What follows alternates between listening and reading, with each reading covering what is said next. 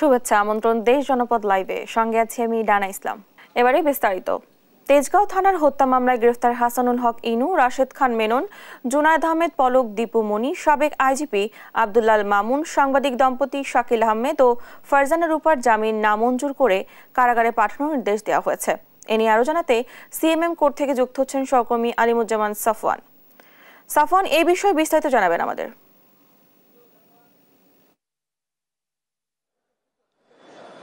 এই মুহূর্তে আমরা রয়েছি নিম্ন আদালতে এবং আপনারা জানেন যে আজকে কিন্তু কয়েকজনকে আদালতে তোলা হয়েছে। এর মধ্যে কিন্তু রয়েছেন জাসদ সভাপতি রাশেদ খান মেমন, হাসানুল হক ইনু, ডক্টর দীপু মনি, ৭১ টেলিভিশনের সাংবাদিক দম্পতি শাকিল আহমেদ এবং ফারজানা রূপা, সাবেক মন্ত্রী জুনায়েদ আহমেদ পলক এবং সাবেক আইজিপি চৌধুরী আব্দুল্লাল মামুন। আজ সকালে তাদেরকে ঢাকার সিএমএম আদালতে তোলা হয় এবং তেজগাঁ থানার একটি হত্যা মামলায় তাদেরকে গ্রেফতার দেখানো হয়। এরপরই আদালত তাদেরকে কারাগারে পাঠানোর নির্দেশ দিয়েছে। এবং আপনারা জেনে থাকবেন যে আইডিয়াল কলেজের শিক্ষার্থী খালিদ হাসান সাইফুল্লাহ হত্যা মামলায় জাসদ সভাপতি ইনু তৃতীয় দফায় আজ রিমান্ডে ছিলেন এবং লালবাগ থানার মামলায় তাকে গ্রেফতার দেখানো সহ ৭ দিনের রিমান্ড চেয়ে আবেদন করে মামলার তদন্ত কর্মকর্তা আক্কাস মিয়া। এর আগে ২৫শে আগস্ট বিকেলে উত্তরের একটি বাসা থেকে ইনুকে কিন্তু গ্রেফতার করে ডিবি পুলিশ এবং ২৬শে আগস্ট রাজধানীর নিউ মার্কেটের ব্যবসায়ী আব্দুল ওয়াদুদ হত্যা মামলায় তাকে ৭ দিনের রিমান্ড মঞ্জুর করে আদালত। এছাড়া ১৪ আগস্ট আত্মগোপনে থাকা অবস্থায় গ্রেফতার হয় পলক। পরে পল্টনে কামাল মিয়া নামক রিকশা চালক হত্যা মামলায় তাকে প্রথমে ১০ দিন এবং পরে লালবাগ থানার মামলায় তাকে দ্বিতীয় দফায় ৭ দিনের রিমান্ড মঞ্জুর করে আদালত। রিমান্ড শেষ হলে কিন্তু ১ সেপ্টেম্বর বাড্ডা থানায় সুমন শিকদার ও সূত্রাপুর থানায় ইকরাম হোসেন কাউসার ও ওমর ফারুক হত্যা মামলায় ৩ দিন করে আবারও নতুন করে ৬ দিন করে পলকের রিমান্ড মঞ্জুর করে আদালত। এরপর ২৪শে আগস্ট রাজধানীর বাড্ডা থানার মামলায় দীপু মনি ৪ দিনের রিমান্ড মঞ্জুর করে আদালত এবং মোহাম্মদপুরের সুমন শিকদার নামে একজন মুদি দোকানি হত্যা মামলায় তাকে কিন্তু আবারও রিমান্ড দেওয়া হয়। এছাড়া কিন্তু আজকে আদালতে তোলা হয়েছে সাংবাদিক দম্পতি ফারজানা রূপা ও শাকিল আহমেদকে। তাদের কিন্তু ২১শে আগস্ট ঢাকা বিমানবন্দর থেকে আটক করা হয়। এরপরে কিন্তু পরদিন উত্তরা পূর্বা থানায় দায়ের করা একটি মামলায় তাদেরকে গ্রেফতার দেখিয়ে ৪ দিনের রিমান্ডে পাঠায় আদালত। তো আজকে কিন্তু সবারই আসলে রিমান্ড শেষে তাদেরকে আদালতে তোলা হয়েছে। এছাড়া নতুন করে আদালত আজকে সাবেক যে রেলমন্ত্রী সুজন তাকে কিন্তু নতুন করে ৫ দিনের রিমান্ড মঞ্জুর করেছে। এছাড়া বাকি যেসব আসামি ছিল সবাইকে কিন্তু রিমান্ড শেষে কারাগারে পাঠানোর নির্দেশ দিয়েছে, কারো জামিন আসলে মঞ্জুর হয়নি। এই ছিল আসলে রাজধানীর সিএমএম কোর্ট থেকে আমার কাছে থাকা সর্বশেষ তথ্য। সময় সে তো বয়ে যায়, সময়ের সাথে মিষ্টি এক বন্ধন। এভাবে সময় পাল্টে যায়, কিন্তু ডিপ্লোমা সে একই সাথে একই মানে যুগ যুগ ধরে রয়ে যায়। New Zealand dairy, excellence in quality. পার্বত্য জেলাগুলোতে দ্বিতীয় দিনের মতো চলছে ৭২ ঘন্টার অবরোধ। এ নিয়ে আরো জানাতে বান্দরবান থেকে যুক্ত হচ্ছেন সহকর্মী আবুল বাশার নয়ন। অবরোধের দ্বিতীয় দিনে কেমন পরিস্থিতি বিরাজ করছে? ৩ জেলার সর্বশেষ কি তথ্য রয়েছে আপনার কাছে? ধন্যবাদ আপনাকে। আসলে ৩ পার্বত্য জেলায় সড়ক এবং নৌপথ অবরোধের দ্বিতীয় দিন চলছে আজ সকাল থেকে এখনো পর্যন্ত রাঙ্গামাটি এবং খাগড়াছড়িতে কোথাও অপ্রীতিকর কোনো ঘটনার খবর আমরা আসলে এখনো পর্যন্ত পাইনি। তবে একটি বিষয় জানিয়ে রাখতে হয়, সেটি হচ্ছে গতকাল একটি রাত আসলে গুজবের মধ্য দিয়ে পার করেছে রাঙ্গামাটির বাসিন্দারা। বিভিন্ন সময় বিভিন্ন গুজবে আসলে মানুষ আতঙ্কে ছিল সারা রাত।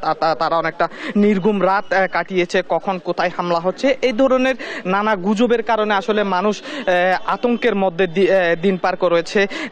পাশাপাশি রাঙ্গামাটিতে আপনি জানেন যে গত 2 দিন ধরে যে অবরোধ চলছে, এই অবরোধের কারণে পরিবহন শ্রমিক মালিকদের পক্ষ থেকেও তাদের যে পরিবহনগুলো ভাঙচুর করা হয়েছে, এই জন্য তারা অবরোধ ডেকেছে। পাশাপাশি পাহাড়ি সংগঠনের পক্ষ থেকেও আজকে সড়ক অবরোধের চলছে।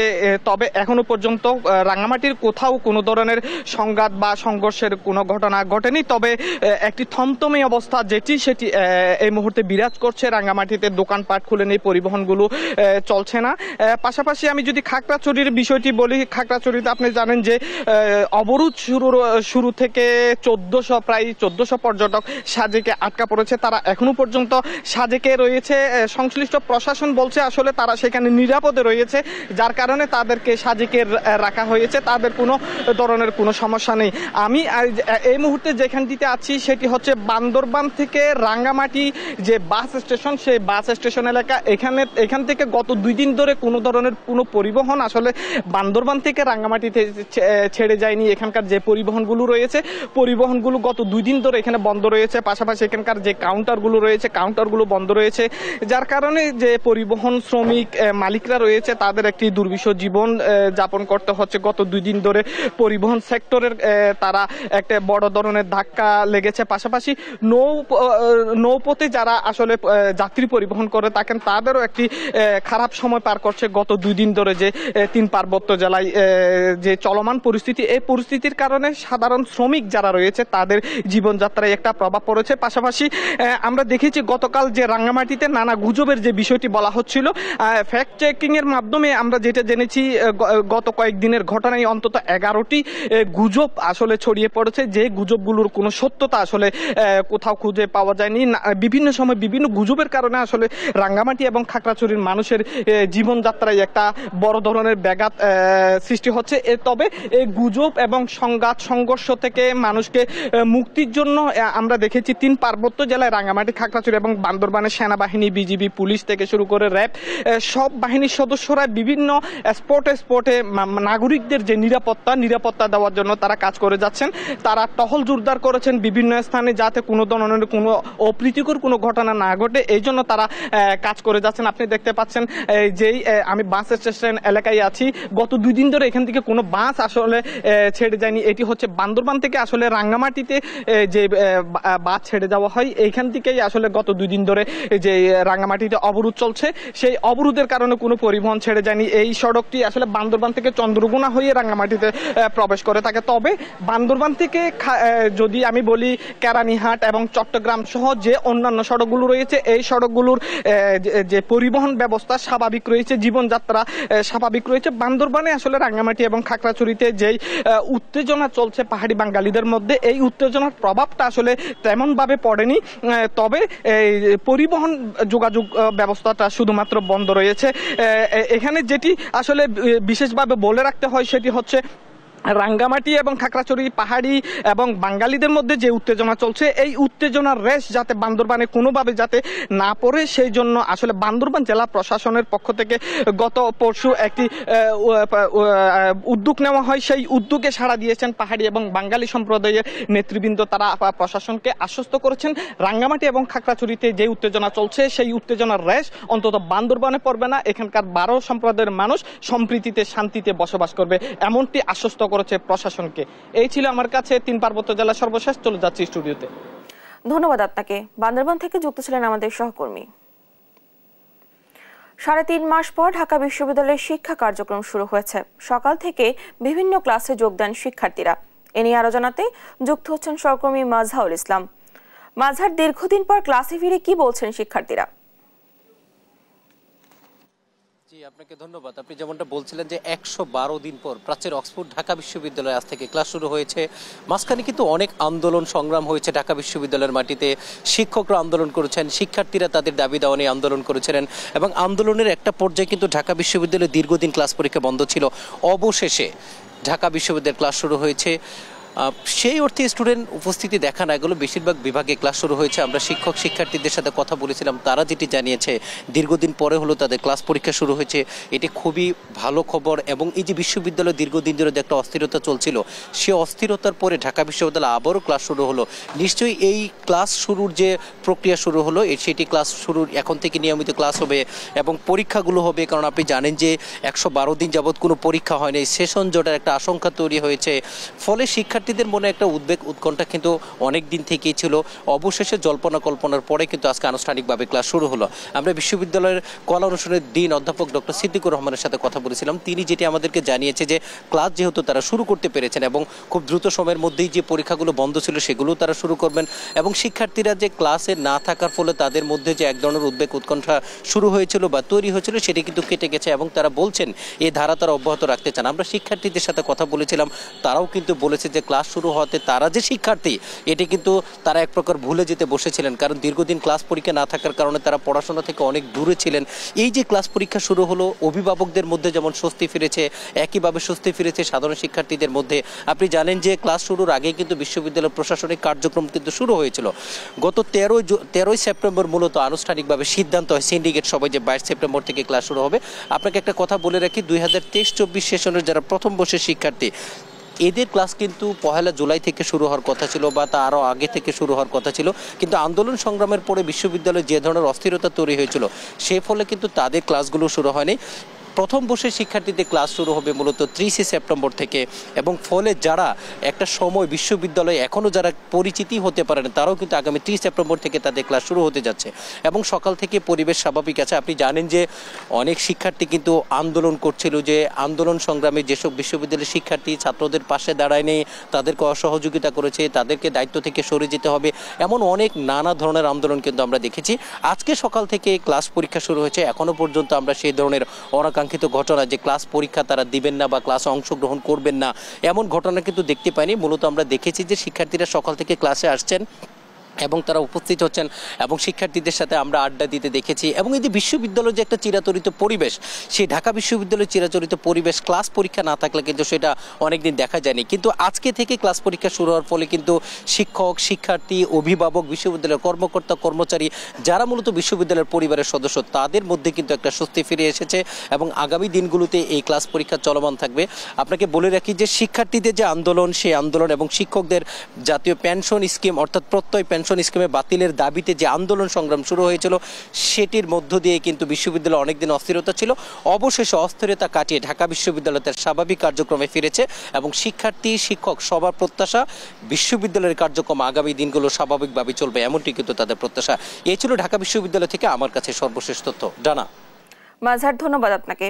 3.5 মাস পর ঢাকা বিশ্ববিদ্যালয়ের শিক্ষা কার্যক্রম শুরু হয়েছে, এ নিয়ে জানাচ্ছিলেন আমাদের সহকর্মী। শ্রমিক অসন্তোষ কাটিয়ে আশুলিয়ার পোশাক কারখানায় পুরোদমে চলছে উৎপাদন। সকাল থেকেই কাজে যোগ দেয় শ্রমিকরা। এ নিয়ে আরো জানাতে যুক্ত হচ্ছেন সহকর্মী শাহিনুর রহমান। শাহিন, কেমন চলছে পোশাক কারখানাগুলো, কি বলছেন মালিক ও শ্রমিকরা?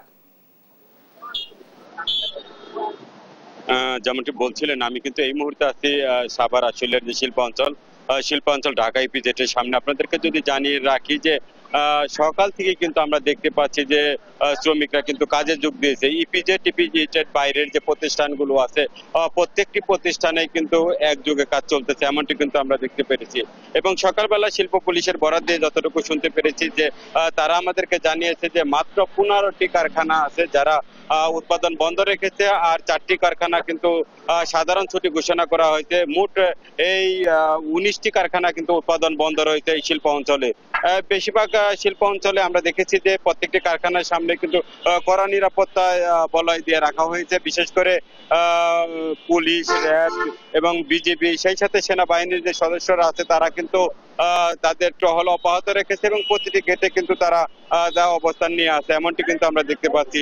সব মিলিয়ে বলা যায় যে সাভার আশুলিয়ায় এখন পর্যন্ত কোনো অপ্রীতিকর কোনো ঘটনার খবর পাইনি। আমরা মালিকদের সাথে কথা বলেছি, তারা আমাদেরকে জানিয়েছে যে তারা উৎপাদনকে অব্যাহত রাখার জন্য তারা অতিরিক্ত কাজ করে নিচ্ছে। শিপমেন্ট যাদেরকে জানেন যে গত 2 সপ্তাহ আগেও কিন্তু অস্থিরতা অবস্থা ছিল, যার ফলে অনেক শিপমেন্ট আটকে গেছে বা অনেকের কিন্তু কাজ কিন্তু পুরোদমে তোলার জন্য কিন্তু অতিরিক্ত কর্মঘণ্টা তারা কাজে লাগাচ্ছে। এবং সেই সাথে আপনাদেরকে জানিয়ে রাখি যে ইপিজেটের বাইরের যে প্রতিষ্ঠানগুলো আছে প্রত্যেকটি প্রতিষ্ঠানে কিন্তু আমরা শ্রমিকদের সাথে কথা বলেছি, তারা কিন্তু স্বাচ্ছন্দ্যে কাজে ফিরছে। এই জন্য কারণ তাদের যে দাবি দেওয়া আছে বেশিরভাগ দাবি দেওয়া কিন্তু মালিক পক্ষ মেনে নিয়েছে এবং পরবর্তীতে যাতে আর কোনো রকম অপ্রীতিকর কোনো ঘটনা ঘটে না তার জন্য কিন্তু আমরা দেখেছি যে বাড়িওয়ালা, তারপরে সাবেক যে এই এমপি এবং আরো যারা আছে তারা কিন্তু টিম করে মালিক, শ্রমিক এবং এলাকাবাসী টিম করে কিন্তু তাদেরকে বোঝানো হচ্ছে বিভিন্ন কারখানায় যাতে কোনো অপ্রীতিকর কোনো ঘটনা না ঘটে। এই ছিল সাভার শিল্প অঞ্চল থেকে।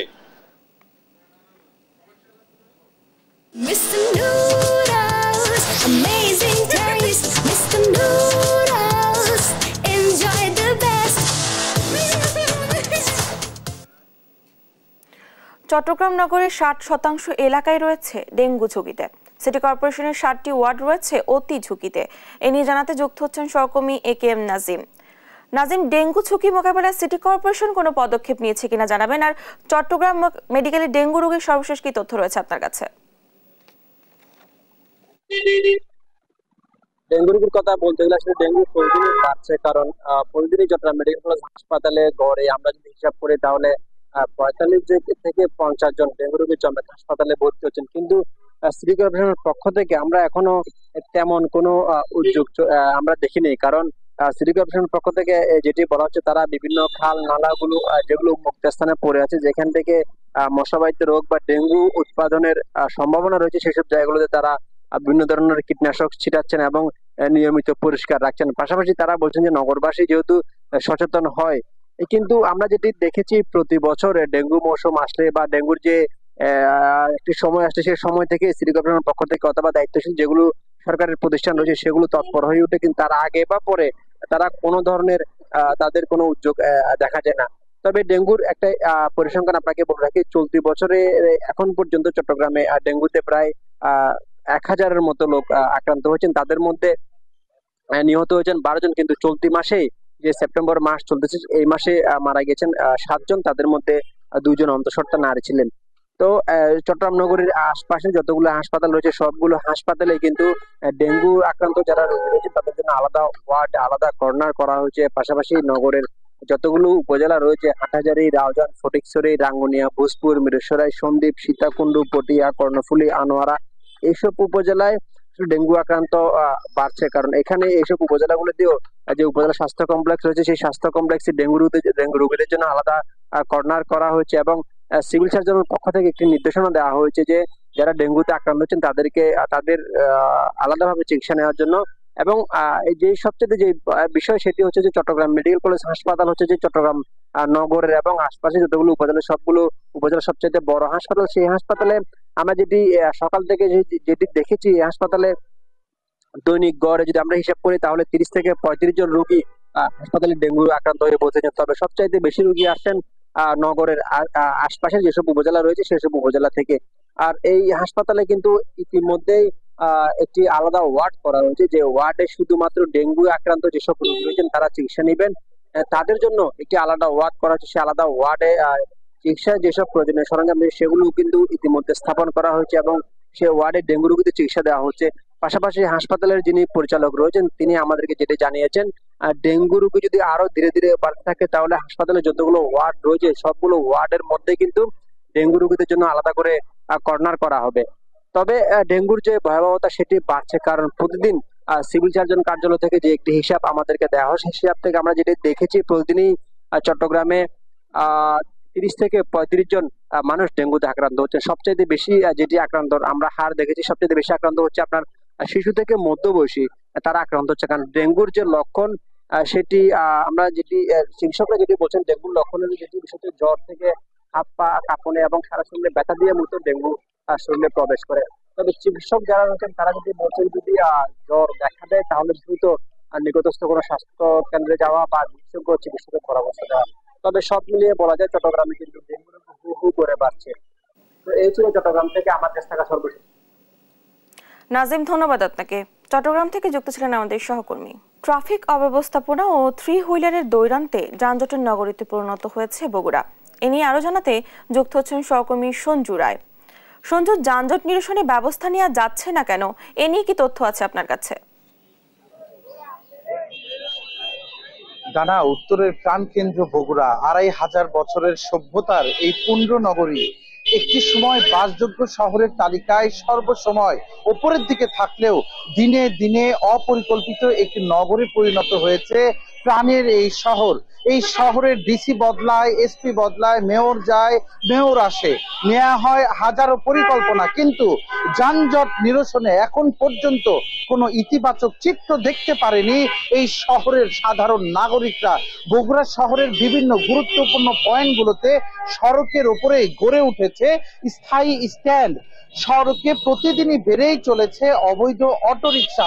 একটি সময় এই 3 চাকার যানবাহনগুলো আমদানি নির্ভর হলেও এখন কিন্তু বগুড়া শহরের অলিতে গলিতে প্রতিদিন উৎপাদিত হয় এই ব্যাটারি চালিত অটোরিকশাগুলো, যেগুলোর উৎপাদন বন্ধে তথা এগুলোকে একটি নিয়মের মধ্যে আনার ক্ষেত্রেও এখন পর্যন্ত কিন্তু কোনো নিয়ম নীতির মধ্যেই তাদেরকে আনা সম্ভব হয়নি। একই সাথে বগুড়া শহরের বিভিন্ন পয়েন্টে যে আগে যে সড়ক দখল করে স্ট্যান্ড গড়ে উঠেছিল সেই স্ট্যান্ড কিন্তু এখনো রয়েছে, শুধু বদলেছে নিয়ন্ত্রণকারী ব্যক্তিরা। একই সাথে বগুড়া শহরের ভিতর দিয়ে প্রতিদিন বেশ কয়েকবার যে রেল লাইনগুলো রয়েছে সেই রেল লাইনগুলোতে যখন লোকাল এবং মেইল ট্রেনগুলো যায় সেই ট্রেনগুলো যাওয়ার সময় মিনিমাম 20 থেকে 25 মিনিট কিন্তু অসহনীয় যানজটে ভোগান্তি হয় এই বগুড়া শহরবাসীর। শুধু তাই নয়, বগুড়া শহরের বিভিন্ন গুরুত্বপূর্ণ পয়েন্টগুলো এখনো ফুটপাতের অবৈধ দখলদারদের কবল থেকে মুক্ত হয়নি। প্রতিনিয়ত ডিসি অফিসে সভা হচ্ছে, এসপি অফিসে সভা হচ্ছে, মেয়র উদ্যোগ নিচ্ছে, কিন্তু এখন পর্যন্ত এই যানজটের কবল থেকে রক্ষা পায়নি এই বগুড়াবাসী। সাধারণ মানুষের একটি প্রত্যাশা যে তারা এই বগুড়া শহরের যে অসহনীয় যানজট যা দিনে দিনে দুর্ভোগে পরিণত হয়েছে তা নিরসনে দৃশ্যমান পদক্ষেপ নিতে হবে এবং তা দ্রুততম সময়ে।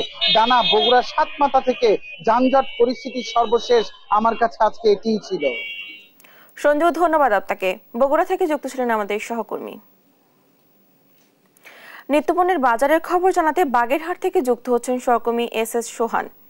সোহান, কি কি পণ্যের দাম বাড়তি দেখছেন, বাজারে কি পরিস্থিতি জানাবেন আমাদের?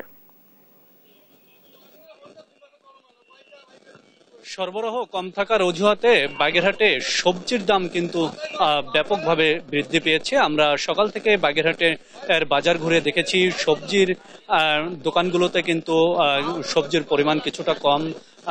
আজকে এই বাজারে আমরা যেটা দেখেছি বেগুন, শসা, করলা, ঝিঙে এবং পটলের দাম কিন্তু কয়েকদিনের তুলনায় বেশ বৃদ্ধি পেয়েছে। আজকে বেগুন বিক্রি হচ্ছে 70 থেকে 80 টাকা করে, শসা 60 থেকে 80 টাকা করে, কিন্তু কয়েকদিন আগে শসার কেজি ছিল 30 থেকে 35 টাকা করে, বেগুনের কেজি ছিল 50 থেকে 60 টাকা করে। এছাড়া অন্যান্য যে সবজি রয়েছে মিষ্টি কুমড়া, পটল, ঝিঙে, এই সবেরও কিন্তু দাম বৃদ্ধি পেয়েছে। পটল 30 টাকার স্থানে আজকে বিক্রি হচ্ছে 50 টাকায়।